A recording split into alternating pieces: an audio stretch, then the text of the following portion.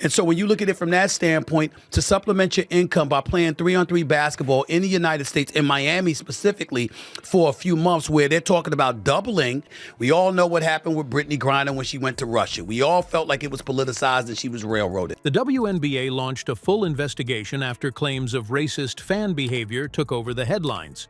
But here's the twist. After combing through evidence, they found absolutely nothing. How did we go from explosive accusations to zero proof? And how did this leave players, fans, and one-star athlete, Angel Reese, caught in a storm of controversy? Let's break it all down. Imagine this. It's a heated matchup on May 17, 2025. The Chicago Sky are going up against the Indiana Fever, but the game isn't making the headlines. It's the fallout after the final buzzer that takes center stage. It starts with post-game allegations that a group of Indiana fans directed racist behavior toward Sky players. Within hours, clips from the game flood social media. Claims of monkey noises being made at the Chicago squad begin circulating, sparking furious debates across fan communities online. The specifics of the accusations are immediately jarring. The salary that you were going to make as a WNBA player, I'm all for that. But here's what I have a problem with, Tori. I love Angel Reese. I think that Angel Reese is great. I think she's fantastic for the WNBA. And so when you look at it from that standpoint, to supplement your income by playing 3-on-3 basketball in the United States, in Miami specifically, for a few months where they're talking about doubling. Players aren't quoted, but rumors swirl that something offensive was hurled from the stands.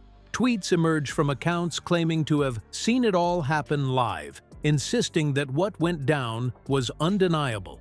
To make things even messier, it's unclear whether these accusations started from an official source or if they spun out of control through word of mouth online. But one thing's for sure, the WNBA wasn't about to sit back and wait for this to fizzle out. In a rare move for the league, they announce an investigation mere hours after these allegations start trending. It's swift, almost startlingly so, with league officials vowing to dissect footage, interview witnesses, and get to the bottom of what allegedly happened. At a glance, that decision makes sense. The WNBA has long promoted itself as a leader in inclusivity and social justice, so their rapid reaction feels like a natural extension of their values. But some fans and analysts raise eyebrows. Did the league rush into this head first without solid evidence? Or did they have valid reasons to take these claims as seriously as they did? That's where the story takes its first sharp turn. The timing of the accusations comes into focus. The Sky were coming off an embarrassing loss, one where they'd performed far below expectations. Was this a genuine cry for accountability, or was it a distraction from the letdown on the court? Online, tensions start simmering. But in terms of her popularity, it really soared after she took down Caitlin Clark. And then Caitlin Clark came back last year and got revenge by knocking LSU out in the Elite Eight, if I remember correctly. We all saw that. She suffered months of her life, okay? We don't wish that upon anybody. If Angel Reese had never waved her hand in her face when LSU was beating Iowa for in the Final Four of the national championship, Fever fans rallied to defend their home crowd, while critics doubled down on the accusations. What's clear is the WNBA's immediate response might have created more chaos than clarity. But this is just the beginning of a much bigger, much messier saga. What starts as a strong statement from the league is about to blow up in ways no one could have anticipated. Here's where everything starts to unravel. After days of tension and headlines keeping fans on edge, the WNBA finally releases a statement, and it isn't what anyone expected. Their investigation found no evidence. Not a single audio clip, video, or fan testimony could back up the claims of racist behavior. Angel Reese, in doing the things that she has done, let's face reality. She's going to be attached to Caitlin Clark to some degree. I love Angel Reese. I think that Angel Reese is great. I think she's fantastic for the WNBA. I think when you talk about the average salary, it was like approximately $124,000, if I remember correctly. Well, guess what? The average salary in the NBA is over $10 million.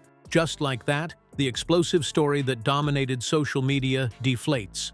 But instead of bringing clarity or closure, this only adds fuel to the fire. Let's talk about how thorough this investigation supposedly was.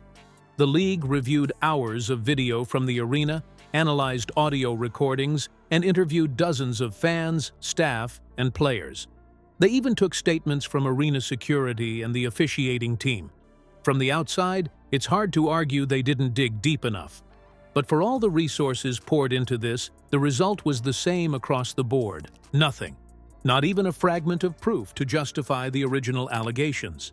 The backlash hits hard, especially from Fever fans.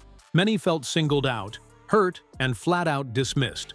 Social media swarmed with outraged posts accusing the league of throwing their fan base under the bus to protect its public image. One common demand was an apology, not just to clear the fans' names, but to acknowledge the damage caused to their reputation.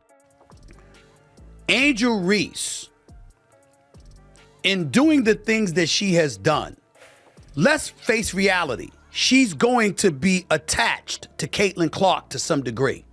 I love the fact that she's participating in this unrivaled league because she's made it very clear she doesn't want to have to go overseas to play. She had to go overseas because, like a lot of them have had to over the years, you got to supplement your income because the income that you're making at the WNBA isn't nearly enough. But instead of mending fences, the WNBA stayed silent and didn't issue any type of apology or explanation. That silence? It cut even deeper. Some fans went as far as calling for boycotts, claiming the league had lost touch with its most passionate supporters. Online, these discussions weren't just scattered comments, they snowballed into growing frustration, with Fever fans openly questioning the WNBA's priorities. Was this whole thing about standing up for inclusivity, or was it about a quick grab for headlines? The lack of transparency didn't help. All this silence left the impression that the league cared more about optics than their actual supporters. And just when it seemed like things couldn't get more chaotic, Angel Reese's name suddenly becomes the epicenter of the controversy. How does she tie into all of this? That's where this story really gets messy. Kindly please like the video and subscribe to the channel to support us.